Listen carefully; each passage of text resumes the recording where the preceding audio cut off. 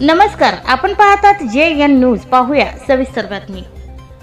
मंत्रिपद न मिळाल्याने आमदार गोपीचंद पडळकर यांच्या डोक्यावर परिणाम झालाय. मेहबूब शेख. जत प्रतिनिधी.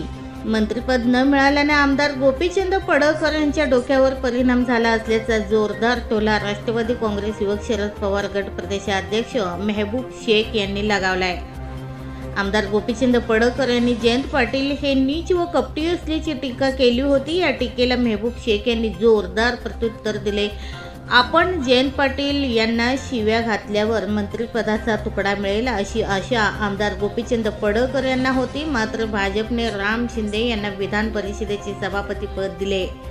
त्यामुळे गोपीचंद पडळकर यांना मंत्रिपद दिले नसून मंत्रिपद न मिळाल्याने ते भपकल्यासारखे करत आहेत. जयंत पाटील एवढेच कपटे आहेत तर 2019 साली लोकसभेची उमेदवारी मिळावी म्हणून आमदार गोपीचंद पडळकर हे जयंत पाटील यांच्या घरी चपला झिजवत होते.